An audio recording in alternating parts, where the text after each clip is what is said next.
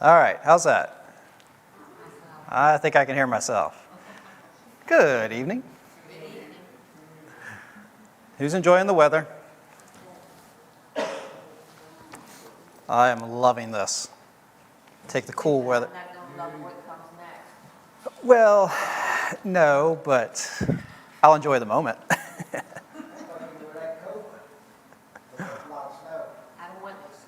Paul said to be content in all situations, so. Paul said to be content in all situations, so I'll take the moment. Are you always? No, but it's a goal.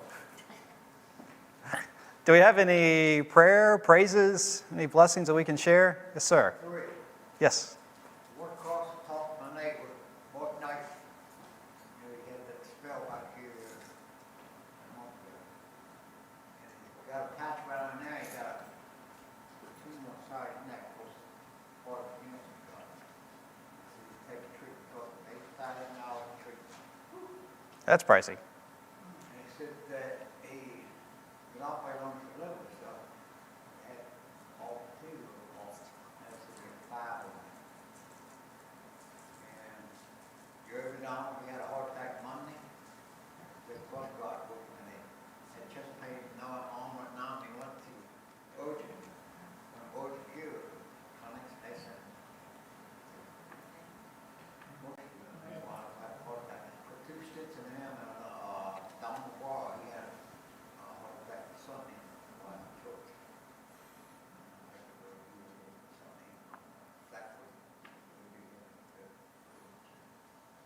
Sounds like some pretty serious health situations there, so definitely something we can. My daughter, Troy Ann, she went through some issues. They took her all through tests for heart attack. They think one side of heart.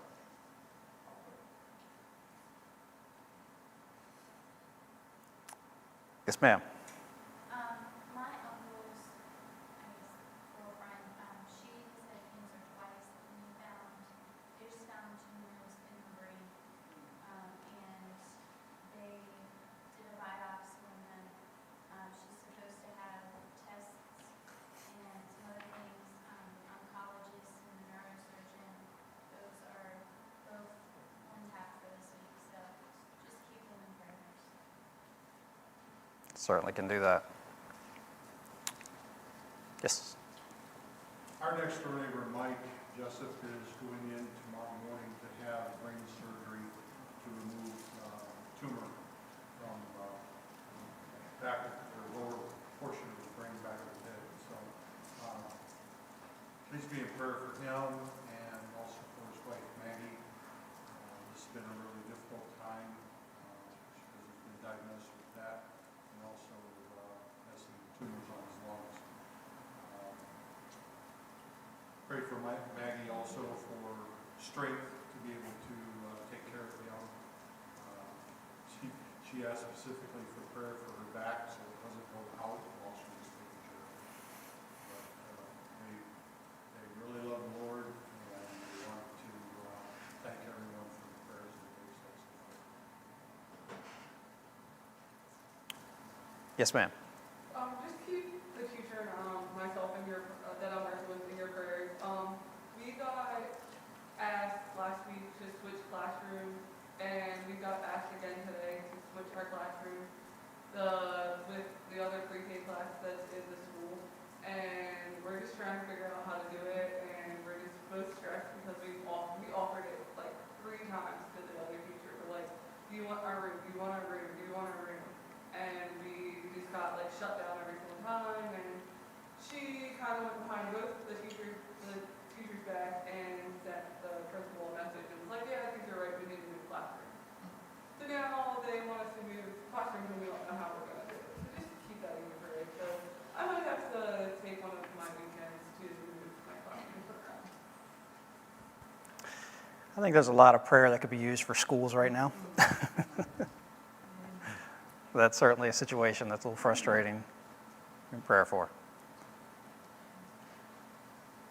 Yes. I have a praise. There we go. That's a good one too. It may seem trivial, but maybe not. Every morning I thank God for the people that He places in my path during the day. And every day someone's there to to do something, or it's just, for instance, I deliver things, and I was 2 hours early to a building I was never at before. What do? I'll go up, I'll knock on the door. Who comes to the door? Mike. She goes, can I help you? I said, yes, it's my first time here, blah, blah, blah. I can help you out. Come in here. Usually we go around back, nobody else is here, but I'll let you in. Was Mike there? I don't know, coincidence? No, he was there to help my day. And I thank God for people like that every day, and I ask him to allow me to be that person to someone else. And it's the little things that sometimes that pass by that we don't appreciate, and sometimes take for granted, and I don't want to do that. I can appreciate that, absolutely. God does great miracles, but he still does small ones too. Any other praises or anything else that we can be thankful for? Nope? Okay. I do have one request too. Melissa is currently teaching the younger kids. She would love it if she could have like a standby. So if someone would be willing to maybe hold a lesson in readiness, you'll get noticed, but if you could do that, she could maybe use that every now and then. So if you're willing, just let her know or let Zach know. Appreciate that as well. All right, let's go ahead and start off with prayer. Father, we just thank you for another beautiful day of life. Thank you for just the chance to come together with our brothers and sisters to study your word, but also to have a few minutes to just lift up to you things and situations that are on our mind. We've been notified of some various serious medical conditions, and we certainly ask for healing in each of those situations and guidance for the caretakers, not only the medical staff, but also just family members that may need physical, mental, and spiritual strength to deal with this until the healing occurs. But Father, we ask in each of these situations that, if need be, that people realize that life here is temporary and that we have an eternal life that we need to look forward to, and hopefully that is with you. So please just guide the hands, but also just guide the spiritual needs there as well. Please continue just to be with the service, help the words that are spoken in all the classes tonight to be what you would have them to be, and just guide us in our thoughts and our study. In Christ we pray. Amen. All right. Who remembers what we talked about last week? Israel. Jeff gets a star. Anything more specific? I'm going to go over it anyway, but I'm just giving you the chance to kind of... Yep. This is a chance for you to, make me feel validated that you actually listened to what I taught. Okay. Moving on. Just as a reminder, so we started off last week, we were talking about Abraham getting tested by God, tested even to the point of possibly losing his son, which was, as any parent knows, would be a terrible situation, terrible test. Obviously, God intended no harm to come to Isaac, but Abraham did pass with flying colors. And then we moved on to the death of Sarah and how Abraham negotiated with the burial plot, with the inhabitants of the area, bought the cave of Machpelah.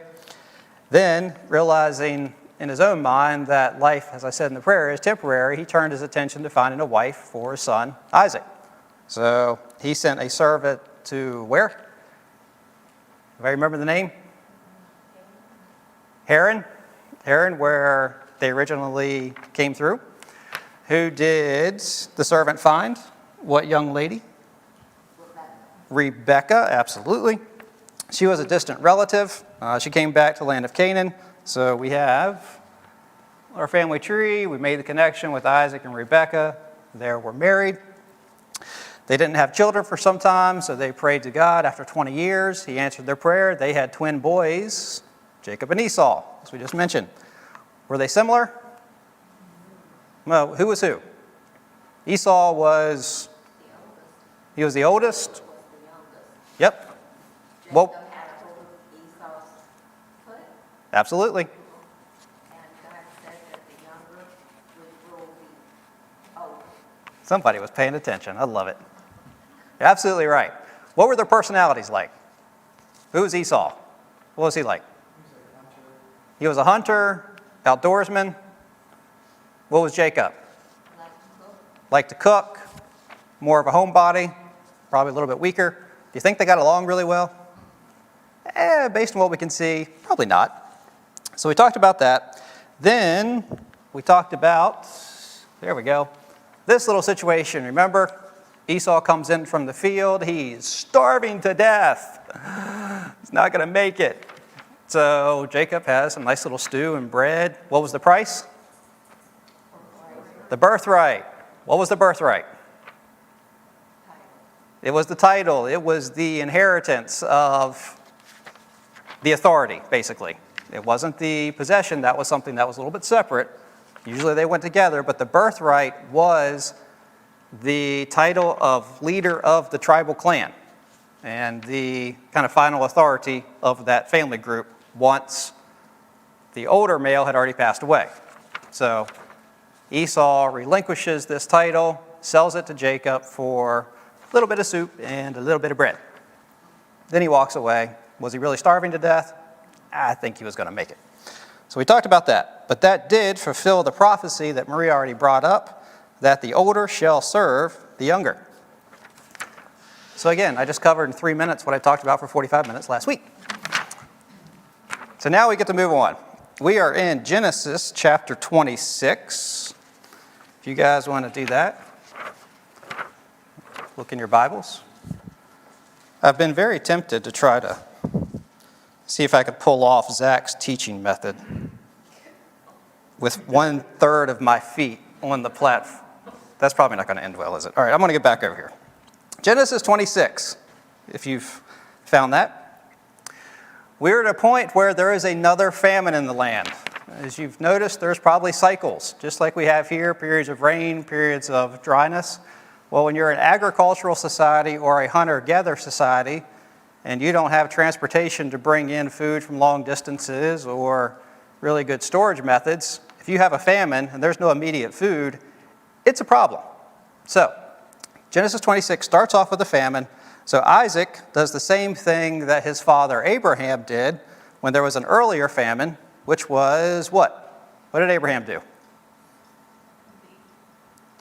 Wait. Didn't go to Egypt. Well, okay, there was an earlier famine. I will give you points for that. The famine after the time for Egypt, they went to the land of the Philistines, to the town of Ger. Right around there. Why did Abraham and later Isaac go to this area? We talked about this as well. What's that? Water. Remember, we talked about how you have the winds coming off the Mediterranean Sea, all the mountains right here, as the air goes up over, it drops water, so the area looks more like this instead of just desert. So if there is a famine, you have to go somewhere, there are resources. Ger was kind of insulated from that. Famine everywhere else, they still had some water, they still had forage. Isaac thinks, my dad went here, must be a good place, I'll go there as well. Who does he meet? King Abimelech. We talked about this as well. Now this has been about 70 or 80 years since Abraham was there. So do you think it's the same guy? Probably not. We talked about this. Remember how you have Pharaoh was the leader of the Egyptians? Every leader was named Pharaoh. The Roman times, you've got Caesar. Every Caesar was a different person, but he was still Caesar. Even today in our country, we have president. We've had 40-some presidents. Abimelech is very similar. It's likely to be a title. Not the same guy, but probably one of their relatives. So, when Abraham went to Ger, he told Sarah to say something. What was that? That he's his sister. This is a great example of the nut not falling far from the tree. What do you think Isaac tells Rebekah to say? You got it. Verse 7, we're in 26. When the men of the place asked about his wife, he, Isaac, said, "She is my sister." For he was afraid to say, my wife, thinking the men of the place might kill me on account of Rebekah, for she is beautiful. This is the exact same reason that Abraham had. He appears, again, to be far more concerned about saving his own neck than the well-being of his wife. Abraham, his wife, was taken by Pharaoh, was taken by Abimelech, but again, he was okay, and that seemed to be all he was concerned about. Where do you think our kids learn things from? Us. This is a great example of Isaac following in his father's footsteps. All right, so another thing to bring up in this point. Whenever I think about the situation, I think about Hebrews chapter 11. What do we consider that to be? The faith chapter, I mean, you have these beautiful descriptions of these Old Testament gentlemen or fathers of the faith talking about how faithful they were, how devoted they were to God. That's Abraham. That's Isaac. These are the people that had some very serious flaws in their life. Studying the Old Testament brings that out. They were really no different than us. At least I'm assuming no one is perfect here. Okay, then we're all in the same boat with Abraham and Isaac. We have flaws. They had flaws. We can be used by God with our flaws as long as we are devoted to Him, as long as we are continually working on that, and as long as we obey God. He will still use us. That was my side note. All right, to put things in perspective, Isaac is probably in his 80s at this time when he goes to Gerar. Rebekah, probably younger. Remember, they were married when Isaac was 40. Rebekah's probably a little bit younger, but she's not the youngest woman there, but she still apparently is very attractive, and Isaac is very concerned that someone is going to see her, want her for his wife. The only way he's going to get her is to kill Isaac. The lie works for a while, but it soon falls apart. If you look in verses 8 and 9. It came about, when he had been there for a long time, that Abimelech, king of the Philistines, looked out through a window and saw, and behold, Isaac was caressing his wife, Rebekah. Then Abimelech called Isaac and said, behold, certainly she is your wife. How then did you say, she is my sister? So Abimelech looks out the window, sees Isaac and Rebekah doing something that indicates they're not brother and sister. You can use your imagination here, but he's also looking out a window. It's not like they're in public. It's probably not an intimate thing, but they're clearly not brother and sister.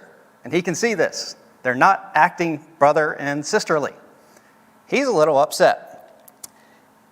If you look at verses 10 and 11, Abimelech said, what is this you have done to us? One of the people might easily have lain with your wife, and you would have brought guilt upon us. So Abimelech charged all the people, saying, he who touches this man or his wife shall surely be put to death. Do you think he said this in a very calm manner? Probably not. There was a lot of finger pointing. There's probably a lot of yelling. Probably at everybody else, don't you dare touch them. It's not just the simple words on a page. You got to kind of get the emotion that he's trying to express here as well. And if you look at what he is saying, it doesn't appear that the man taking the woman to lay with her in a sexual sense is a problem. The issue is taking Isaac's wife. That was his concern. Not that a man would take a woman, but that a man would take this specific woman who was the wife of this specific man. So much so, what's the penalty if somebody does? You can't really get much worse than that. I mean, that is the highest penalty you can really have. The only way, to me, that this fear makes sense is he must have known about what happened with Abraham and Sarah. This would have been 70, 80 years before, but remember what God did. What was the punishment for the people? He closed the wombs. Now, we talked about this. I don't know exactly what that meant, but there is very much fear in Abimelech's words. I think that event was so memorable that it was passed down through the generations, and it scarred the people so much that Abimelech, once he found out who he was scared to death of God, because God created such an impact on those people that it was passed to their children and their children and their children. That's my personal opinion, but that would explain why Abimelech reacts this way to Isaac. So they're protected. I mean, basically, Abimelech says, hands off. They're fine. Just let them do what they want. They decide to settle in Gerar by planting fields. Now remember, these are nomadic people, which means what? They move around a lot. They're not based in one place. They're always moving, looking for resources. Why would it be difficult to plant crops in this day and age, the Old Testament? Why would it, in a lot of sense, be better to be a nomad? You've got to stay in one place. Crops take quite a long time to develop. It's a major investment of resources. What's the atmosphere like in a law sense? Can you call up the local policeman at any point? You were pretty much on your own or with whoever who was around you. It was very common in this day and age for outside tribes or marauders to just hang back until the people that did plant crops, until they were ready, until they ever started to thresh them. Then what would this tribe over here decide to do? They've already done all the work, let's just go take it. There was a very good chance that your crop could be stolen or taken. Remember, if you're looking later on in the history of Israel, this is what the Midianites, this is what the Philistines would do. They would wait until the harvest and then they would raid Israel. That's why we find Gideon where? In a hole. He's down in a wine press threshing wheat. That's not a good place to thresh wheat. He's trying to hide it from people. But Isaac and Rebekah, they decide to literally and figuratively put down roots and stay in Gerar. And they are blessed by it. If you look at verses 13 and 14, Isaac, talking about Isaac, continued to grow richer until he became very wealthy, for he had possessions of flocks and herds and a great household, so that the Philistines envied him. God has blessed Isaac dramatically. 100-fold increase. That's not too bad. But the problem is everybody else sees that increase and they're not getting it. Why does the local Philistine down the road not have that increase? Did he get 100-fold because just the weather was good and he had good weather? Or water? God specifically blessed Isaac, and that created jealousy in the eyes of the Philistines. So what did they do? Look at the next few verses, starting in 15. Now all the wells which his father's servants had dug in the days of Abraham his father, the Philistines stopped up by filling them with earth. Then Abimelech said to Isaac, "Go away from us, for you are too powerful from us." And Isaac departed from there and camped in the valley of Gur and settled there. What's the one resource you need in the desert more than anything else? Water. How hard is it to find water? Very hard. If you stop up the wells, you kind of got to go find another well or another water source. And Abimelech basically says, I'm afraid of you. I don't want you here. I'm threatened by you. I want you to go somewhere else. They do this by driving him out. So Isaac redug the wells that had previously been dug by Abraham once he moved away. But even those, the Philistines, that wasn't far enough. They start plugging those up too. Finally, they get pushed to... Okay, well, my slide's not there. Beersheba, which is right around here. Remember Beersheba? Very similar situation. Abimelech and the Philistines are pushing Abraham out. He finally creates a covenant, stays in Beersheba with the well. It's an exact repeat with the son Isaac. Like everything that Abraham did in Gerar is exactly repeating through Isaac. He ends up in Beersheba. But even that isn't enough for Abimelech. He's still afraid. He still feels threatened. So if you look at verse 26, he gets paid a little bit of a visit. Who comes to visit Isaac? Two names. Abimelech Who's with him? One person we've already talked about before, Phicol. Do you remember who Phicol was? 2 lessons ago. This was the commander of Abimelech's army. Remember, this is 70 to 80 years before. Do you think it's still the same guy?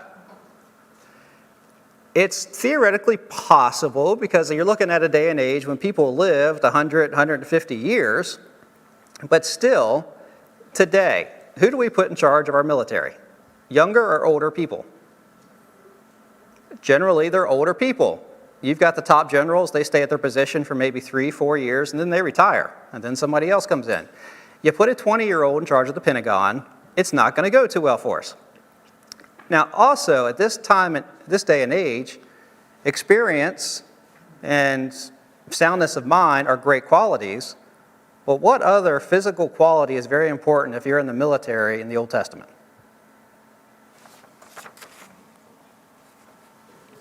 You've got to be a pretty strong guy. If you're the head of an army, you've pretty much got to be stronger than most everybody else in the army. You get there by beating people up and being intimidating. So maybe a 20 or 30-year-old could get that level, but I'm going to guess that Phicol is just another commander of the army who's coming with Abimelech to talk to Isaac about, hey, don't threaten us, don't try to take over our land, we're a little bit afraid of you. So the conversation that the group has starts in 27. And Isaac said to them, "Why have you come to see me, since you hate me and have sent me away from you?" Which is exactly true. Abimelech told him to get out. They said, "We see plainly that the Lord has been with you." So we said, "Let there now be an oath between us, even between you and us, and let us make a covenant with you, that you will do us no harm." Who's afraid of who? Abimelech is afraid of Isaac.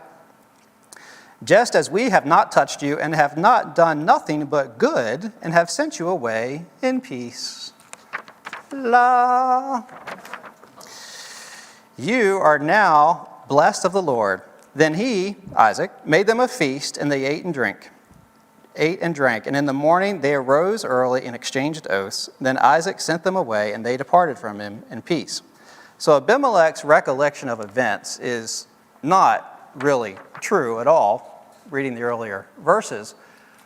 But the result is an oath between Isaac and Abimelech, just like it was between Abraham and the previous Abimelech, that they are going to play nice, and this is far enough away, and they will not be threatened. Reading through the text, I almost get the opinion of, as Abimelech's walking out of the camp, kind of a, it's going to be okay. It's just like he has this fear, this tense of just Isaac. But is it Isaac that he's afraid of? I think it's God. Remember how afraid he was, I think, of God when he found out about Rebekah. Abimelech is a very, I don't know if he's a believer, but he is a God-fearing man. I think we can safely say that. So he leaves the camp, and Genesis 26 ends with a single sentence that has a much bigger impact on future events than what the length of it would lead you to believe. Verse 34.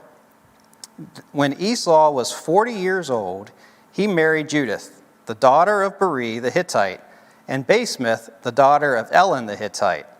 And they brought grief to Isaac and Rebekah." This sentence is just kind of thrown in there at the end, and it's very random until you read a few chapters later, and this sentence becomes very relevant to the family. He marries 2 women, and his parents don't like him. He marries 2 local women. His parents aren't happy with it. How many people in here have in-laws that were really not thrilled about you marrying their child? Anybody? Nobody's going to be honest, or everybody just has great families? Okay, there we go. We got one honest person. How many parents have actually gotten over it? Yeah, hopefully most of it. How many people, let's ask another question. that maybe we'll get a little more honesty. How many people with kids wish that they could choose their kid's spouse? Okay, there we go. We got some honesty. My wife is already keeping a list of available candidates. They're not happy with their son's choice of spouses. And it has two consequences. First of all, it strengthens Rebekah's favoritism towards Jacob, because he hasn't done this. He hasn't ticked her off. So you also think about it. Rebekah, who does she have to deal with the most? Esau's wives, her daughters-in-laws. So she now has even more favoritism towards Jacob. But it also, Isaac and Rebekah are now, I think, set that they are going to pick the wife for Jacob. They're not going to let him go down this path like Esau did. Don't you love family dynamics? And that ends chapter 26. So we're going to get now to 27, which would make sense, but there's a gap of about 40 to 50 years between the last verse of 26 and the first of 27. 40 to 50 years. Keep that in mind. So Isaac is around 135, 140 years old at this point, and he isn't in the best of health, especially in the way of vision. He certainly can't see very well. He realizes he's not getting any younger, that he could pass away any time, even though ironically he's going to live for another 25 years. So I don't know if this is a temporary health issue, a sickness that he's dealing with that he thinks it may cause him to die, or if he's just got a very miserable 25 years to look forward to. But he's convinced that he's on death's doorstep.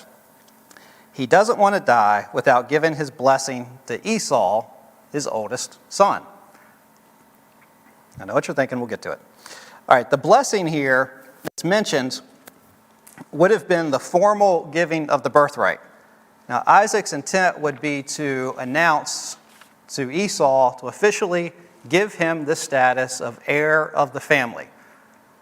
The guy in charge, the final authority, the dealer of justice for the family, he's my guy when I die. That's his intent, to formally give that to him. But wait, does Esau have the birthright? Who has the birthright? According to Esau and Jacob, Esau sold it to him. This brings into account, this happened 40 or 50 years ago. At this point, do you think that Isaac knows about that? I don't think so. Based on what I've seen, I think that was a secret little thing that Jacob and Esau did. My thought is Esau probably forgot about it 50 years ago, or he really wasn't serious about it to begin with. Who remembers this? Jacob, I have no doubt, has been tormented by Esau for 80 years in the back of his mind. You sold me your birthright, and I'm going to make you pay for it. I am sure he remembers. I think Esau has completely forgotten. Okay, before Isaac gives Esau his blessing, he has a request. Look at verses 3 and 4.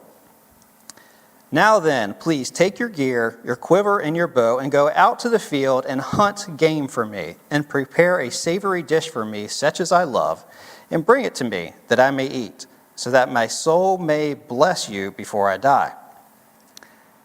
Isaac says, you're not getting your blessing until you go out and kill something and cook it for me, because I like how you do it and I'm hungry. Then I'll bless you. Whoever hears this, Rebekah, she hears Isaac say this to Esau, and she sees an opportunity to get her favorite son blessed instead of Esau.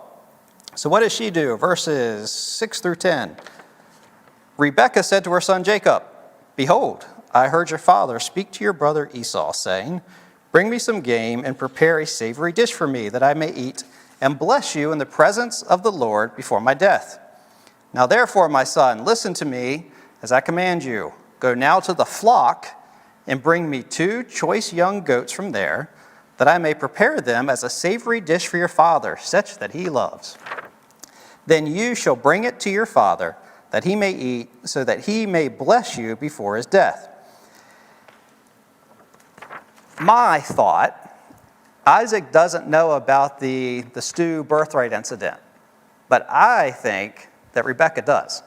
I think Jacob, being close to his mother, went and told her the second it happened, and I think she is using this as a justification to completely circumvent Isaac's authority.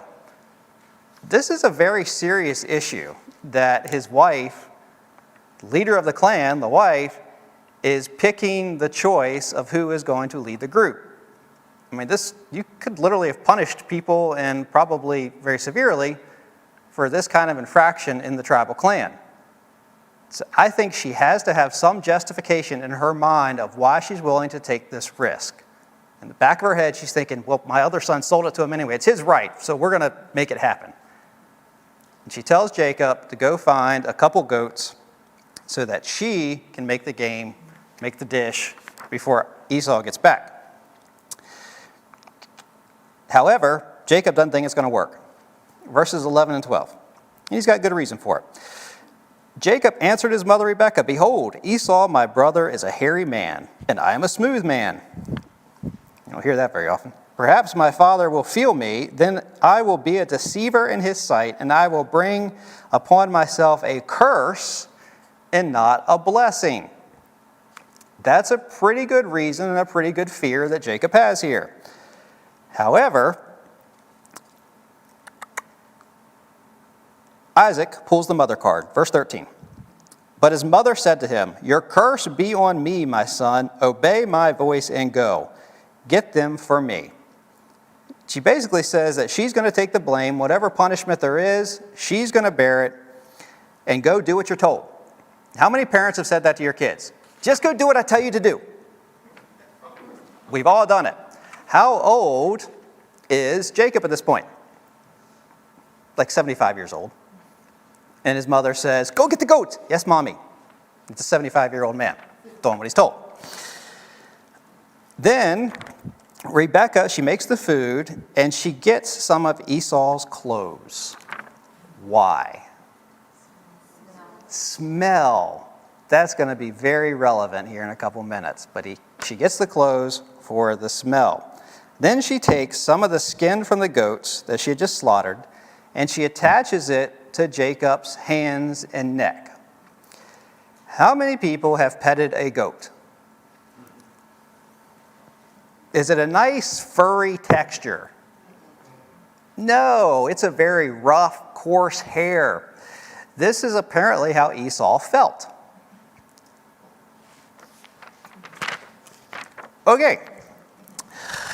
So Jacob's, he's disguised, he's got the clothes, he's got the bloody skins tied to his arms and his neck, he's got Esau's clothes on, and he goes into the tent. And he says, "My father."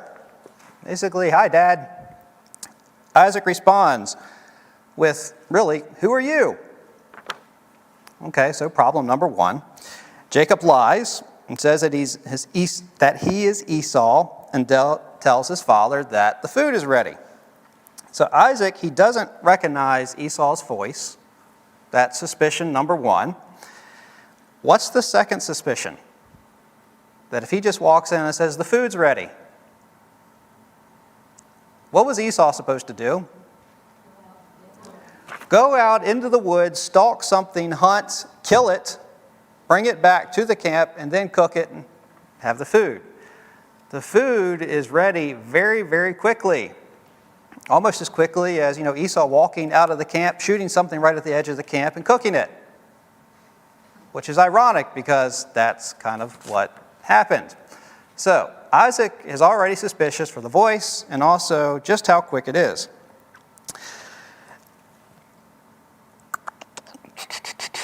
Okay, what's Jacob's response?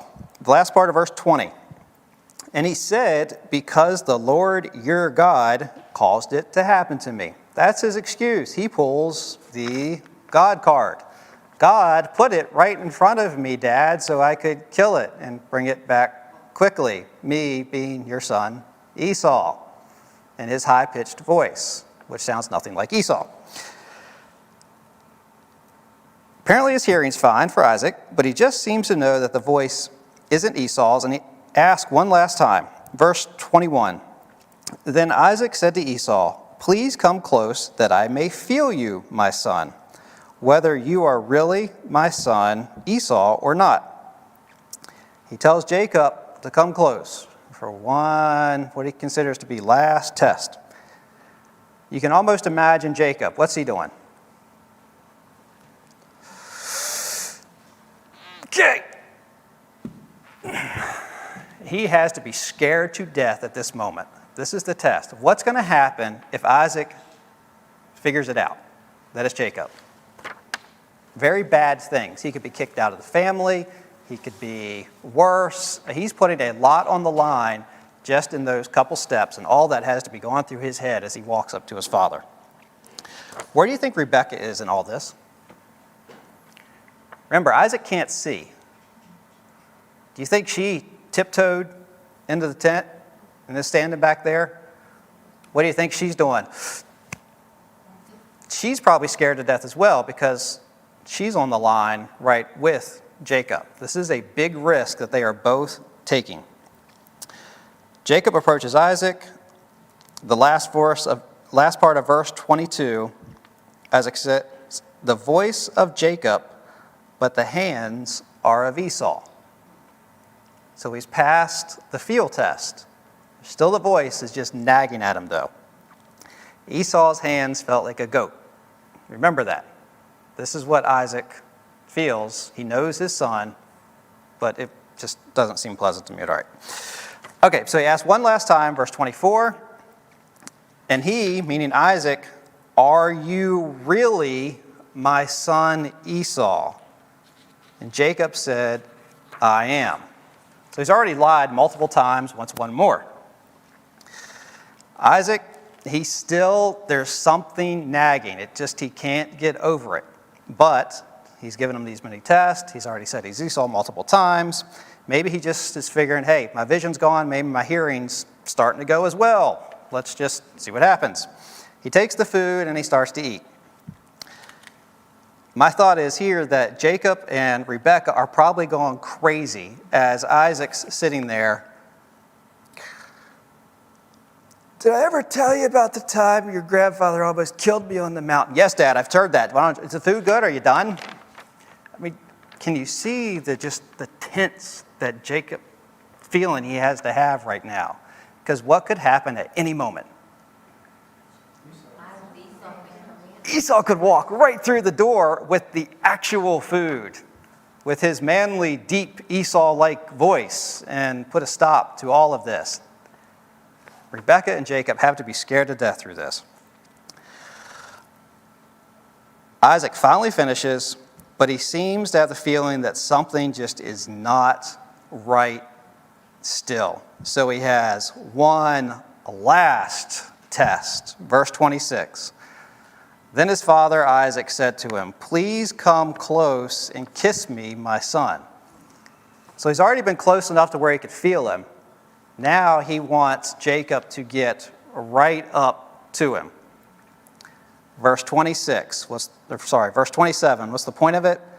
So he came close and kissed him, and when he smelled the smell of the garments, he blessed him and said, "See, the smell of my son is like the smell of a field which the Lord has blessed." Smell is the last test. He's got the feel, he's got the smell, still doesn't have the voice, but hey, 2 out of 3 ain't bad, right? And what's Esau smell like? A field. Do you think that Isaac means, flowers and freshly fallen rain? Or do you think it's a hardworking man who hasn't washed his clothes in a long time? Yeah, I'm going to go with the latter. I mean, the compliment, "you smell like a field," is probably something you've never heard before. He passes the test. Isaac's finally convinced, and he blesses Jacob in verses 28-29. "Now may God give you the dew of heaven and the fatness of the earth and an abundance of grain and new wine. May people serve you and nations bow down to you. Be master of your brothers, and may your mother's sons bow down to you. Cursed be those who curse you, and blessed be those who bless you." The tricks worked. Jacob has been made the heir to Isaac and the master of Esau. My guess is that as soon as Isaac finishes saying this, what's Jacob do? Out the door he goes. Thanks, Dad. See ya. Which is a good thing, because what's the next verse say? Esau comes back. He tells Isaac, walks in, hey, the food that you asked me to make for you, it's ready. Isaac has to be completely confused at this point, because the text says, he asked, who are you? Esau responds saying it's him, probably thinking at this point, all right, my dad's losing it. It's me. Can't you hear me? You asked me to get food. I have food. Why do you ask, who are you? Isaac suddenly realized that the first person wasn't Esau. His reaction, verse 33.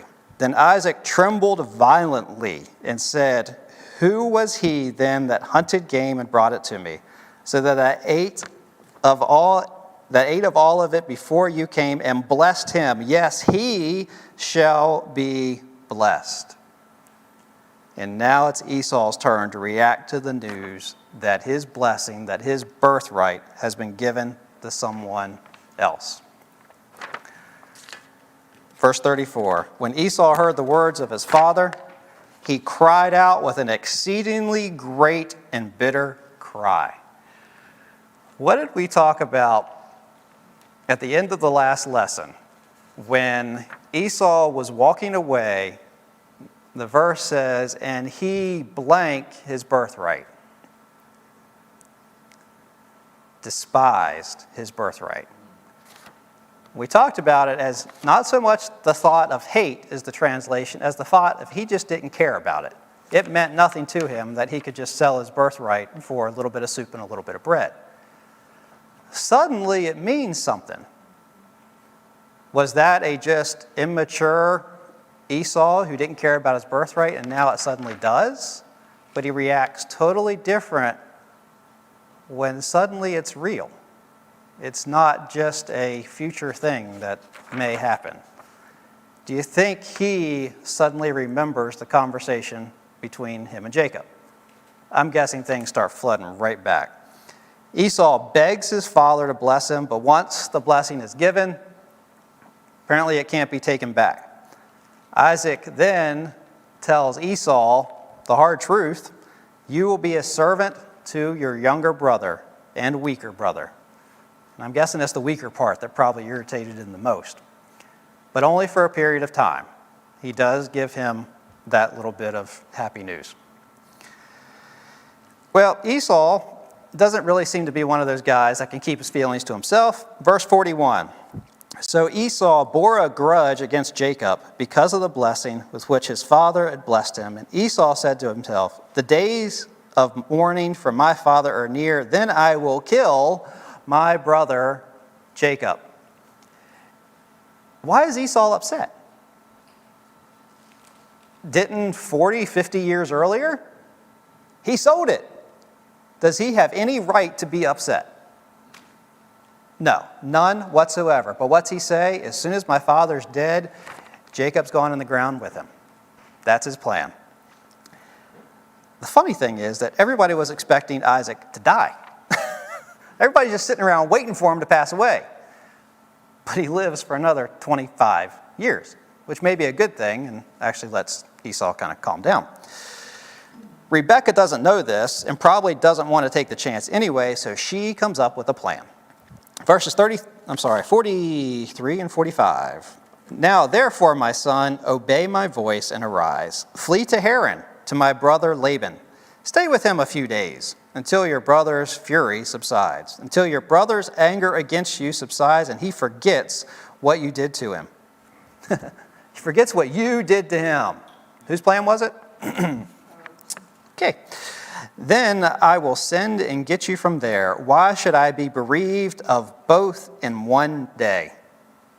Both in one day? Who's she talking about? She doesn't want to lose her husband, and she doesn't want to lose her favorite son at the exact same time, because that's what Esau said is going to happen. The problem is, Rebekah really doesn't have the authority to just send a member of the household away. So she has to go to Isaac.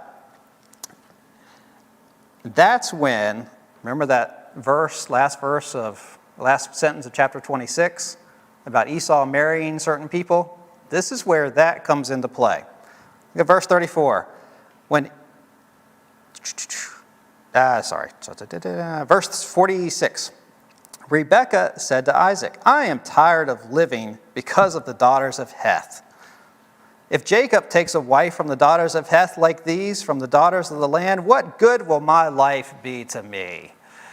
Can you hear the drama? Why is it worth living with these people? She's tired of her daughters-in-law. If Jacob marries one of these women, I'm going to die.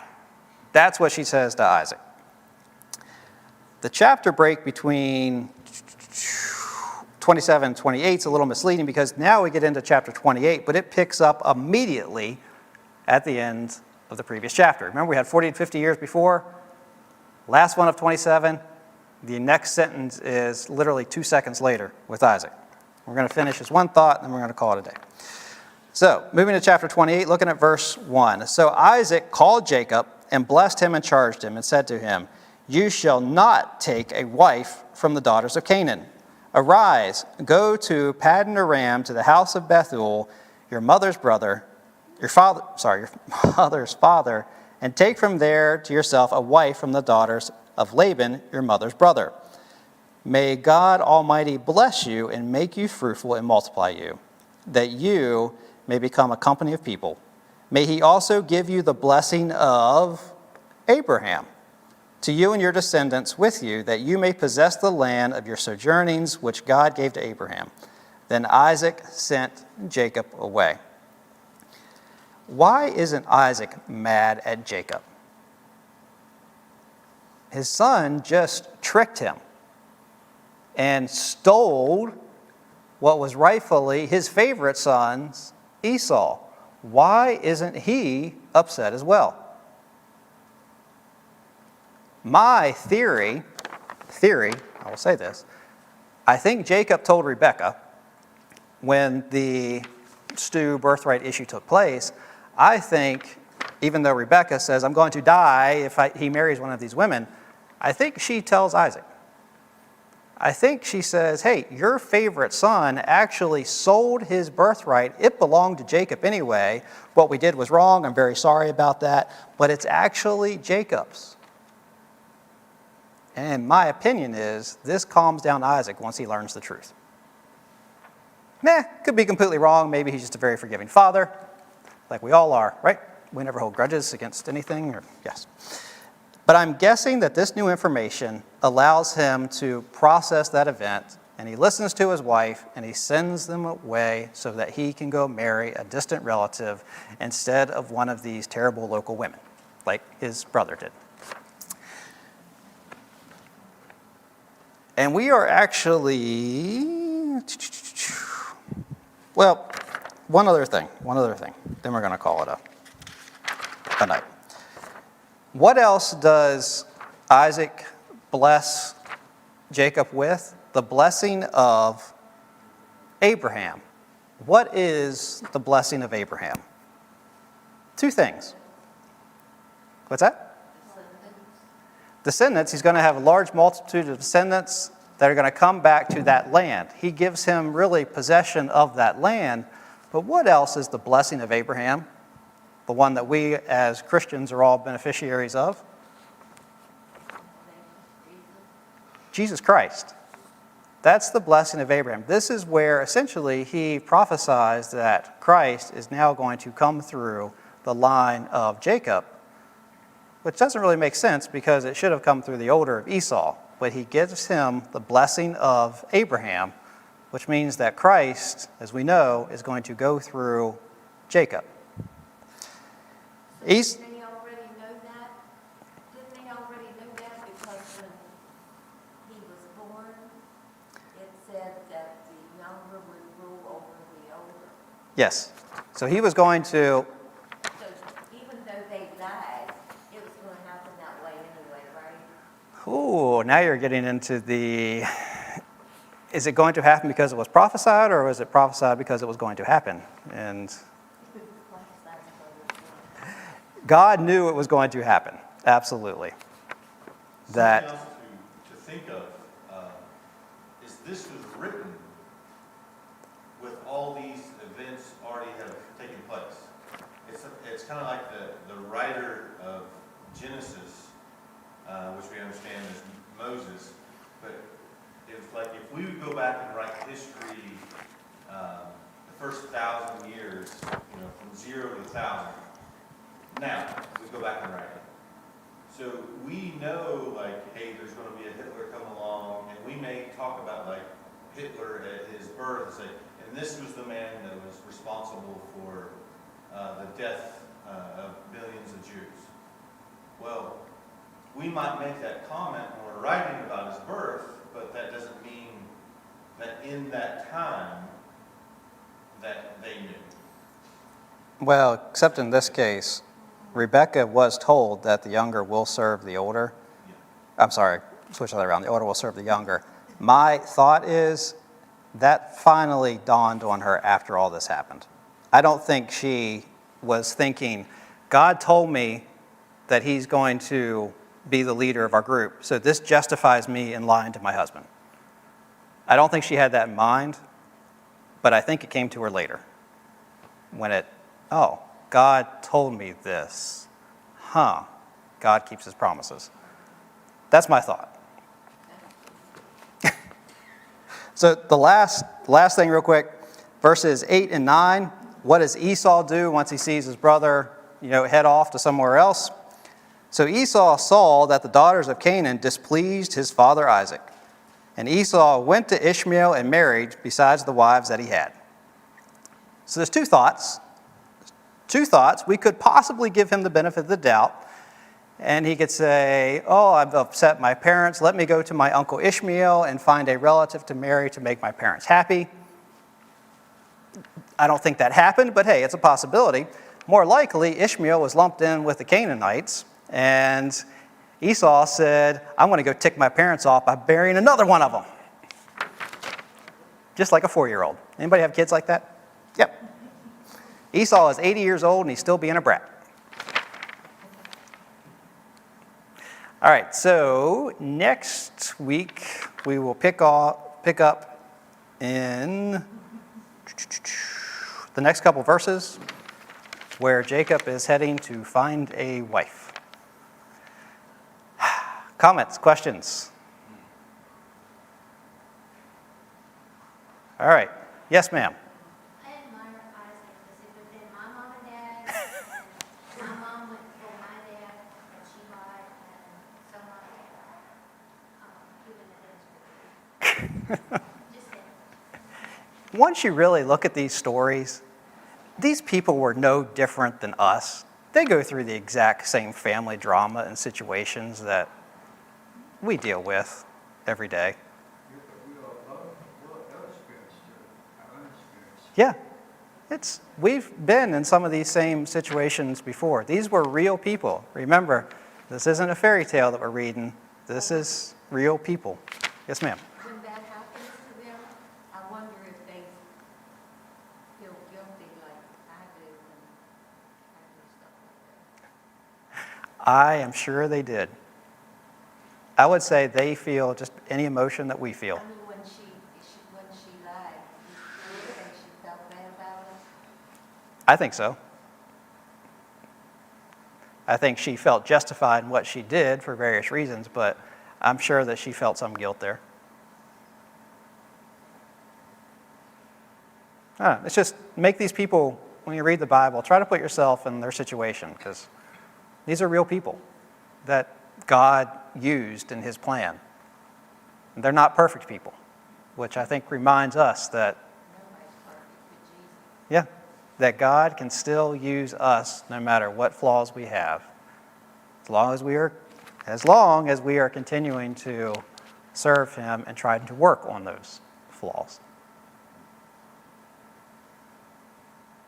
Nothing else? Chris, would you mind closing us in prayer, please?